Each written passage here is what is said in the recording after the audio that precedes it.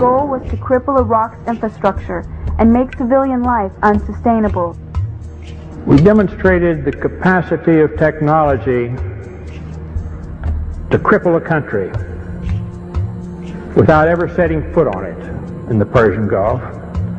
It's important to recognize that because it goes hand in hand with the sanctions. When we merely say that we flew 110,000 aerial sorties in 42 days, one every 30 seconds on the average, 24 hours a day, we ignore what we really did. As officials said, the death toll was now 288, with many more to come. The trucks kept filling up and driving away, past waiting relatives who knew they might never be able to identify the bodies of their loved ones. The community of Almeria filled one of the first of many funerals with gunfire in sign of grief and fury, and with angry words aimed through foreign journalists. "My mother, she's gone," shouted this young man.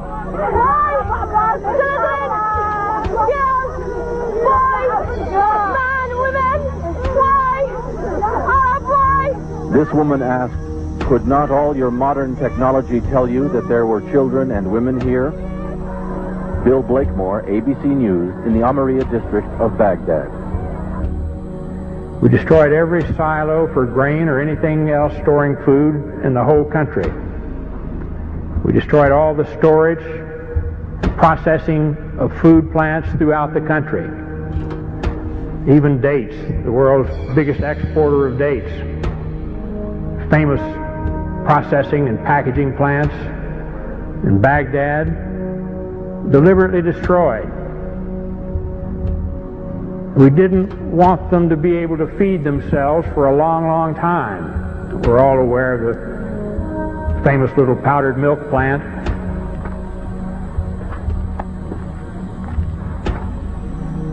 The United States government says that in this factory here you were making chemical weapons. Is that true? No, that's not true. They are lying. Because this is milk for children. This powder, milk of children. Nothing else was made? Only this in the factory? Yes, and you can see it yourself. With the only factory in the Middle East to produce powdered milk, they were producing about 17% of their powdered milk requirements. We destroyed that, cut off all the milk. The malnutrition of the mothers immediately jeopardized all of the infants.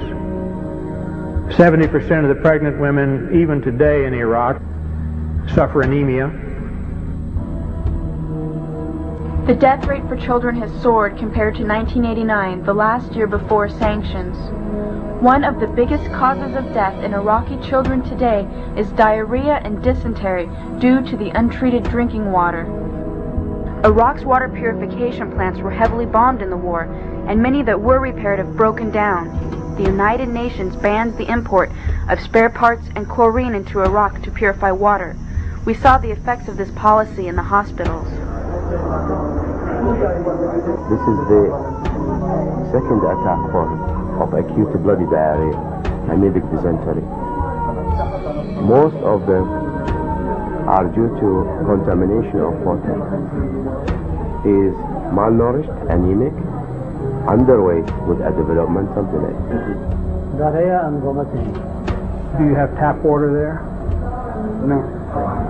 You see, the conditions of these children shouldn't happen anywhere, and it's caused by the sanctions the United States government insists upon.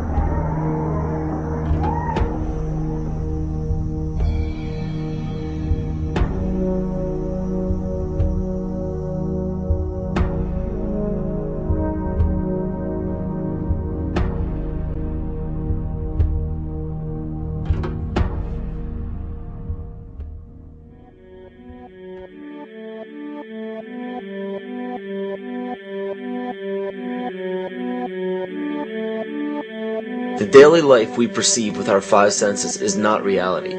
Quantum physics has shown that space and time are illusions of perception. Therefore, our bodies cannot truly be a reality if they occupy this space. Ernest Rutherford performed an experiment in Manchester that revealed to him the shape of the interior of an atom. Scientists were shocked to discover that the atom is almost entirely empty space. The question then became, how could this empty atom possibly make the solid world around us. Our true consciousness does not exist in our brains or in our bodies. But this illusion of our individual bodies, along with the misinformation of our true origins, has manifested the idea that we all think independently from one another. With this misunderstanding, it would seem impossible to scientifically explain telepathy, clairvoyance, spiritual mediums, and other phenomena dealing with transferring information between sources without physical means of communication. But when you understand that there is a common spiritual bond between all things in the universe, and that we are all part of one divine intelligence, no phenomena is unexplainable. This simple understanding fills all the holes in modern religions. It explains reincarnation, déjà vu, predictions of the future, and literally every event, occurrence, or anomaly ever experienced. The blank matter within the most basic building blocks of perceivable existence is malleable and molded by intent. This means that consciousness shapes our reality. This seems difficult to accept for most, and it is quite understandable. In modern times, we are taught from an early age how to think rationally and tangibly. This is a very left-brain method of education, and it has more harmful effects than it's given credit for. The left brain deals with logic, details, facts, patterns, practicality, science, and math, as the right brain deals with feeling, intuition, symbols, images, risk-taking, philosophy, and religion. With a deliberate push for government-controlled educational curriculums, generation after generation of the youth are being taught to focus only on the facts, figures, and numbers. Repetition is used to train children subconsciously to accept what they're learning. Children aren't rewarded for questioning the validity of the information they receive. They are ridiculed. However, the children who blindly accept the information as true and merely regurgitate the information on command when it is time to take a test, those children go on to become the decision makers in our government, law, medicine, business, and every other occupation with power and prestige. The most detrimental effect of being pushed away from holistic thinking with the full brain into a strictly left brain thought is what is known as the suppression of the feminine. Every male and female have both feminine and masculine qualities. It has nothing to do with man or woman. These are represented by the left and right brain, yin and yang, black and white, light and dark, and most every other duality. Both are vital to our spiritual and physical health. In ancient Egypt, the female was the rightful heir to the throne. The male she chose to marry became pharaoh.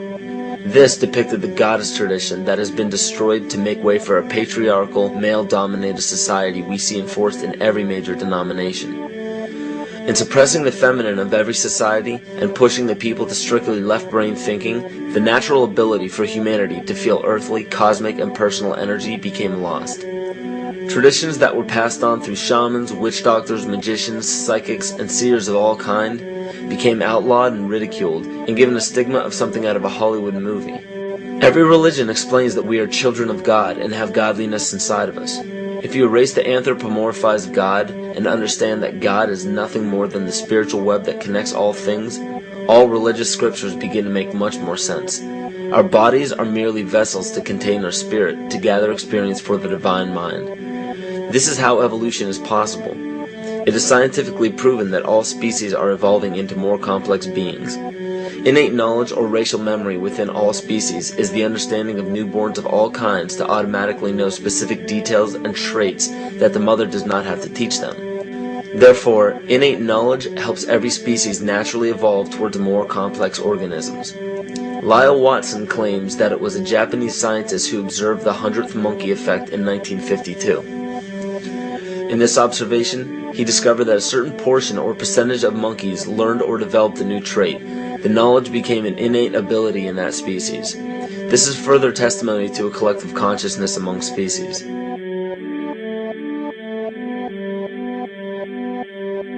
Everything in existence has a natural vibration to it, from our atoms all the way to the vastness of the universe. To show a simple connection between the earth and our bodies, take a look at our body's harmonic focal points, better known as our chakras. Just as there are harmonic focal points on the guitar string, there are locations within our body where our vibrations culminate. In Eastern philosophies, these 7 chakras are used to bring health and balance